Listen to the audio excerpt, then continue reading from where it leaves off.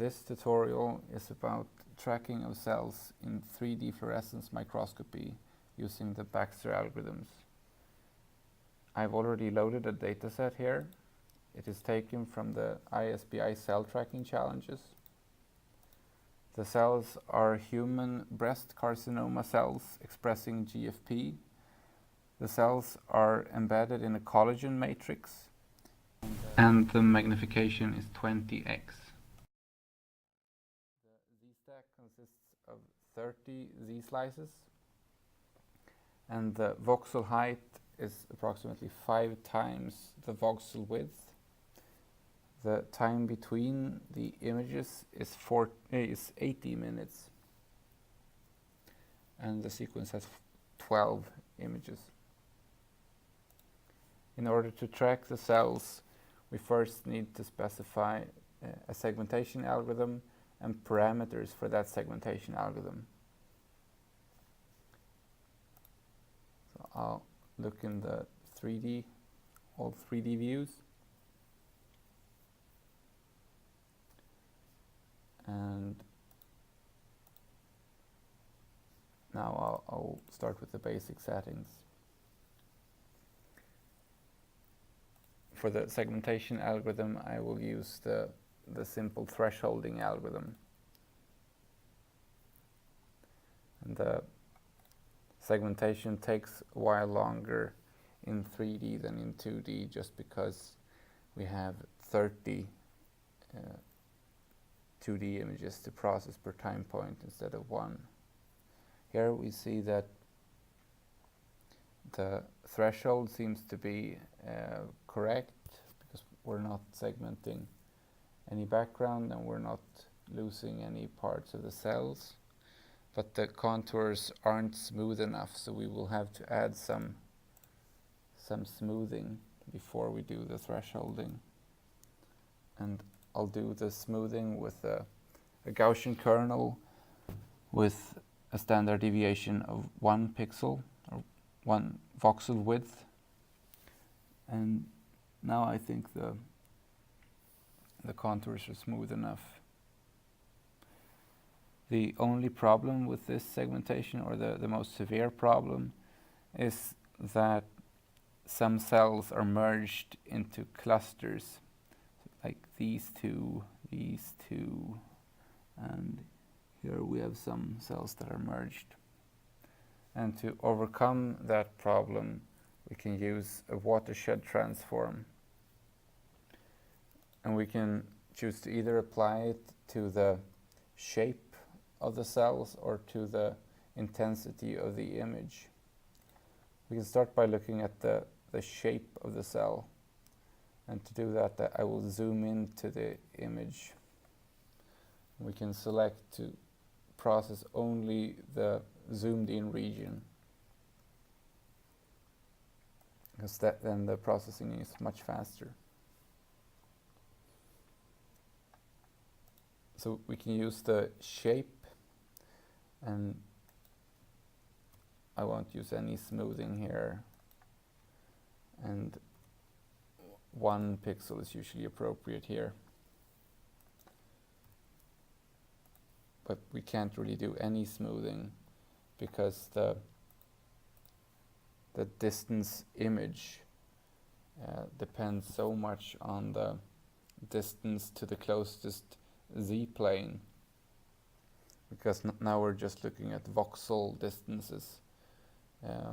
So instead we should use the anisotropic distance to the closest background voxel, and that's the distance in microns instead of the distance in voxels. And then we get something which is a lot more useful. And we should use an H maxima transform of roughly 1 pixel to avoid over segmentation. The downside of segmenting the shown region is that every time we change the zoom, we will have to recompute the whole segmentation of the zoomed in region.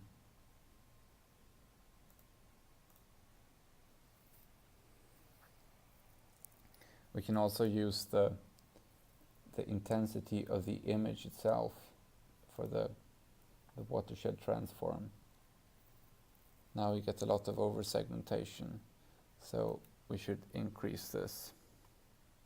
First I'll increase it to 10, the H maxima transform, which removes small local maxima of the image, so that we reduce the over segmentation. We should probably increase it even more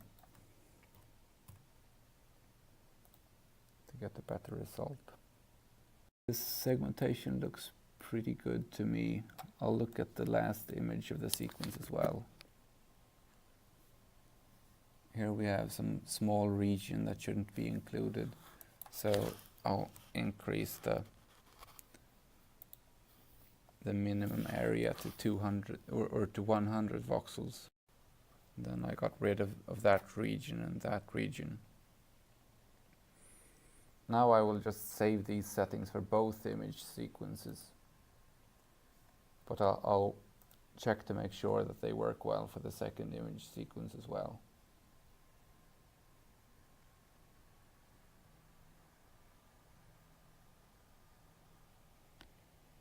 And it looks pretty good. I have a little bit of over segmentation here,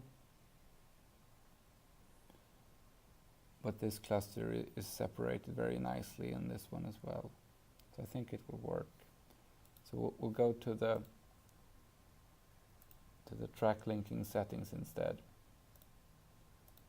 Track 12 pixels seems to be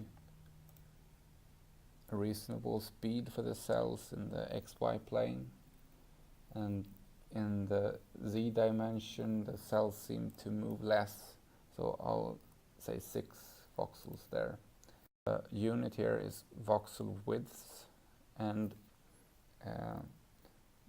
therefore if the cells move with the same speed in all 3 dimensions, these 2 values should be the same, even if the voxels are higher than they are wide.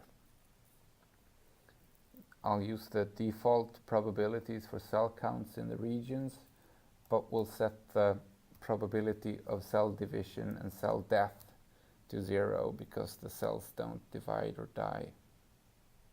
The cells are allowed to move in and out of the field of view, and we will merge in over segmented cell fragments once the track linking is done. So now I'll start the tracking.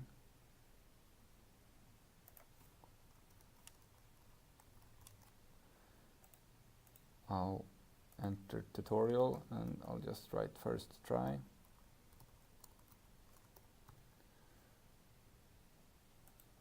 I'm using 2 processor cores, 1 for each image sequence, and the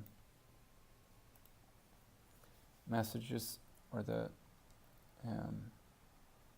status messages are printed to this terminal window. The segmentation takes a lot longer in 3D than in 2D because we have multiple Z planes, but the track linking is just as fast in 3D as in 2D. The runtime of the track linking algorithm depends mostly on the number of cells per image.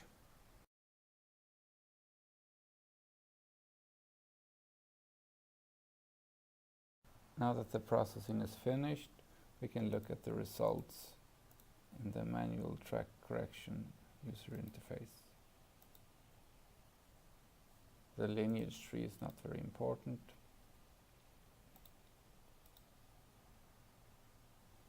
But the tracking results look pretty good, at least in the first image. This cell here was not found. I think it's because it moves too fast. Because here it moves too fast.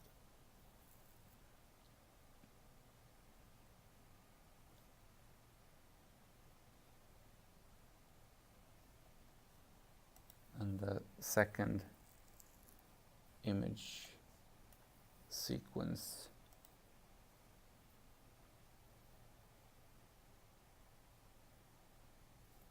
That also looks pretty good.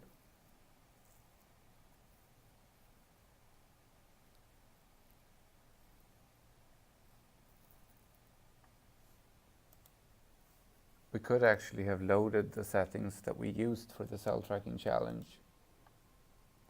They are in this folder, and we can find them here. But that would have made a very short tutorial. I wanted to do everything from scratch. That would have given better results though.